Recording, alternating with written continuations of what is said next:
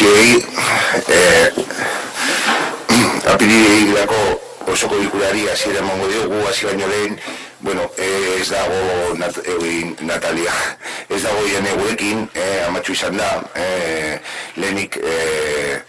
zorionek beroena berriro, eta, bere baimena dauka, orduan utxiko diogu bere umetxoekin disfrutatzea. Ya que, buenos días a todos y todas, vamos a dar comienzo la sesión ordinaria del mes de abril y, disculpar la no asistencia de Ollane, que ha sido a Machu, y lógicamente pues tiene que disfrutar su permiso de maternidad. Y por otro lado, pues enviarle una felicitación desde aquí, de nuevo. Honeko gai zerrendarekin,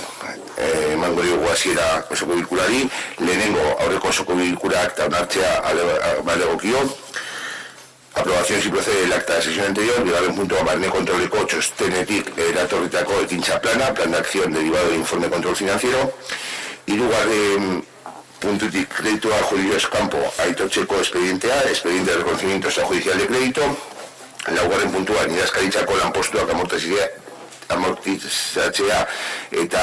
herritarrera eta zentroko lanpostuak sortzea, giza baliabideen plan estratégico betez, amortización de los puestos de trabajo de secretaría y la creación de los puestos de trabajo del SAC en ejecución del plan estratégico de recursos humanos, bosgarren puntuan zaugal berrogeita hamabosteko kalifikazio juridikoa aldatzea, cambio de calificación jurídica de Zaguas 55, seigarren puntua lesbiana ikusgarriei eta eskubidei buruzko mozioa, moción sobre lesbianas visibles y con derechos, zazpigarren puntua onartutako dekretuen berri ematea, setimoración de cuentas y decretos, zortzigarren puntuan galderak eta bestelakoak, ruegos y preguntas. Hasi baino lehen, esan nahi dut hori itxegin dugun bezala, amaikatatian amaitu badugu ondo, ez badugu amaitu, tartetxo bat egingo dugu, erretiroa hartuko duten, edo hartu duten langilei, udal langilei,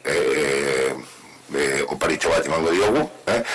eta gero, ez badugu amaitu, jarraituko dugu. Eskerrik asko hau momentu honetan egiteko presegoteagatik. Ya que a las 11:30 haremos si hemos finalizado bien y si no, haremos un pequeño receso para entregar a los trabajadores y trabajadoras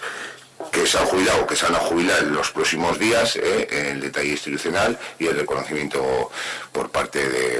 del pueblo a la labor que han realizado durante los últimos años. Agradecer el poder, se suele tramitar, como os he comentado, en otro ámbito, pero en esta ocasión, pues por no ir demorando y fruto de la pandemia, pues veíamos conveniente realizarlo aquí. Este diga de así emango diogu, gauz hecho gai zerrendari buruz, alguna cuestión con el orden del día. Vale.